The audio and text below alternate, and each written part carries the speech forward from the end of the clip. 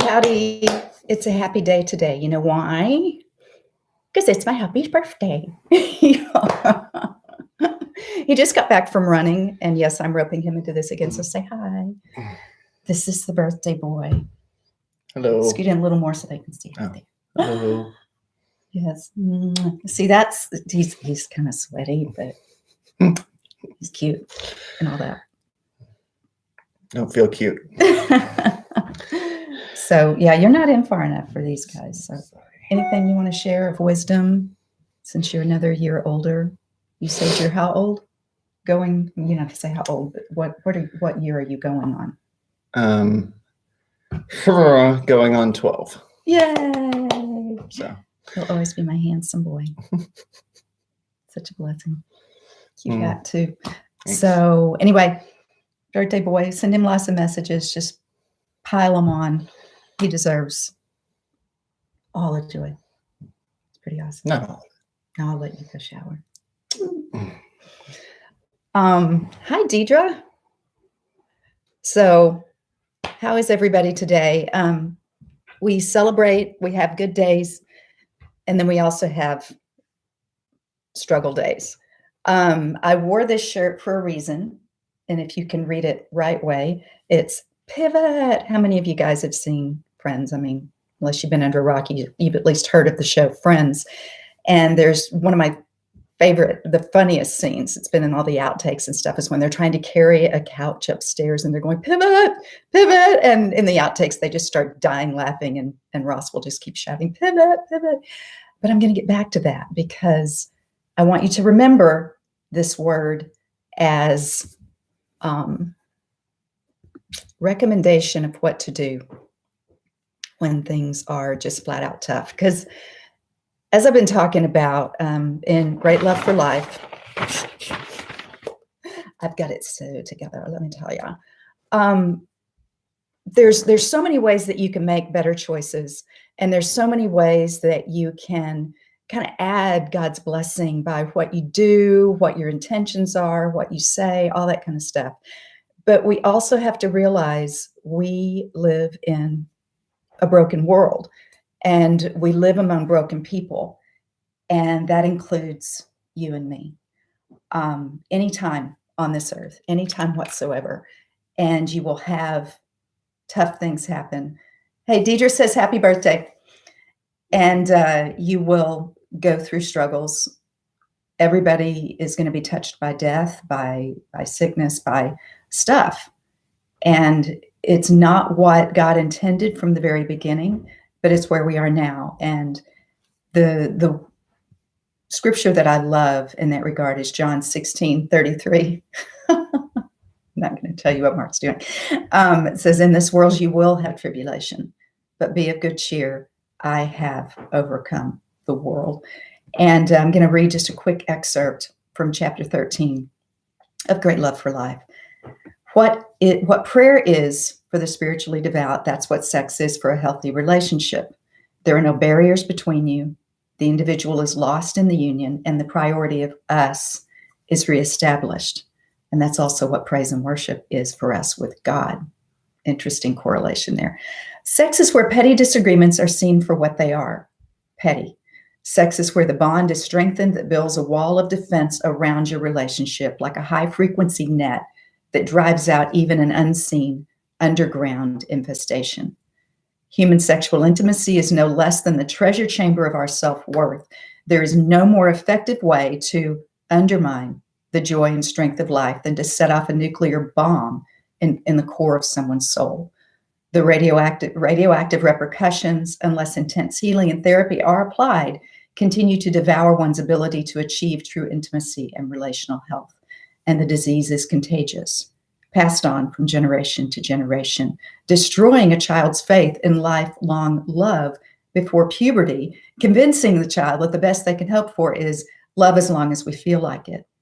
No wonder there's so little faith in marriage these days. It's hard to believe in what seems as rare and random as unearthing a priceless diamond in a trash heap.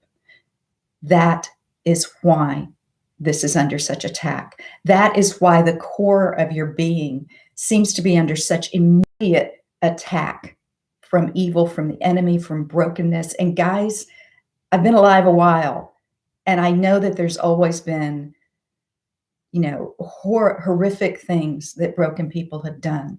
But it seems like things have just ramped up to this fever pitch lately of children.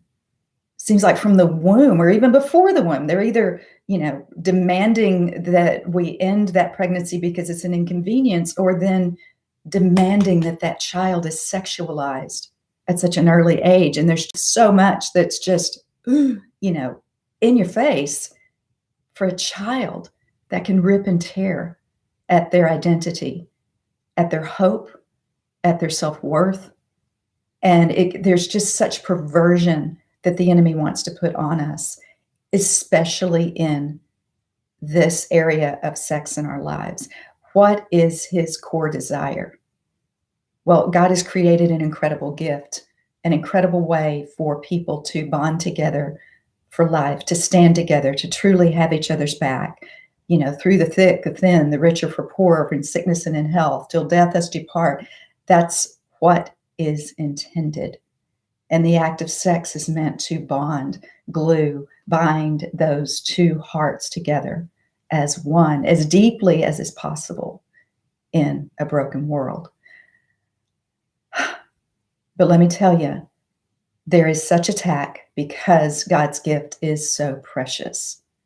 And if you have felt like you were just stolen from, you've been horrified by your own gender, you've been horrified by things that have been done to each other through this attack on sex. I know I've had the question before, God, if you knew something was going to be so perverted, so painful, so used against people, you almost wonder why it was even given. But that's not the question to be asking. The question is, why is it under such attack? Because it's precious. If you've got a house that's full of nothing but rotten food and stench and dirt, nobody's going to be breaking in there, are they? But if you've got a place, a Fort Knox of riches and treasures and gifts that last eternity and truly precious, priceless, rare treasure, that's where the enemy's going to be seeking to steal and kill and destroy. And the thing that he's truly after, sure, he wants to ruin our understanding of sex. He wants to pervert this beautiful gift God has given, but he's truly after your trust in God, your belief in God. As I said so many times in between these videos, there can be tough conversations that go on, and there's so many hard things that happen in life. And I know there's been a time when things just really came down. And I mean, there's been several times in life, just because you work really hard to choose God's ways and obey him as best you know how and put him first, that does not mean life is easy. That does not mean that trials won't come. And if you've ever seen just huge waves or, tsunami waves, just a ship just tossed on a storm, sometimes that's exactly how life feels. That you're just trying so hard to stay afloat that you hardly know which way is up. And you can believe so easily, God, you've abandoned me. God, were you even there for me? God, did you make this happen? Are you punishing me? Are you vengeful? Are you angry? No, let's get this straight. The enemy comes to steal, kill, and destroy. Jesus came. He says it clearly, John 3:16. He has come to give life, give it more abundantly. For God so loved us, he gave. Jesus loved, therefore he gave everything, clear down to his right to himself, his right to live. He laid it all down for you, for me. Redemption is real. Healing is real. But something we need to do, and the reason I wore this shirt, we need to pivot. And what do I mean by that? When we're in the hardest times, when we're in those times when we feel like, God, where are you? I'm abandoned by everything. I'm worthless. You hate me. This horrible thing has happened. There's so much grief. There's so much confusion. I don't even know which way is up. That moment, pivot, turn, willfully turn and face God. That's not the moment to run away. That's not the moment to assume that he hates you. That's not the moment to assume he wasn't there for you, that he intends evil. Dig down. All you can do that's truly going to help you pivot and face him, turn and face him. I know that can take the biggest, toughest amount of faith, just to choose to try to trust when you've been destroyed. But in his arms, in his presence, is where we find hope, healing, deliverance, grace, our worth, redemption, resurrection. Be of good cheer. I have overcome the world. Christ in us is the hope of glory. Do not turn away from the one place you can find that healing. When what is precious is under attack, pivot, face God, turn toward him. It's a choice of trust. He's there for you. He loves you. You are precious and priceless. Hear that. He knit you together in your mother's womb. Read Psalm 139 right now and know that he's speaking about you. It was all done for you. Everything Christ did for you. You were on his heart, you were on his mind, and you're on that heart and mind right now in this moment. So, Father, I speak your redemption. I speak your grace, your healing, and I just speak a gift of faith that we can pivot to see you, to receive from you, to hear your voice, to absorb your love when everything in our experience may be screaming the opposite. You are good. You came to give us abundant life, to heal what the enemy has tried to steal and pervert and destroy. God bless you. Have an amazing day.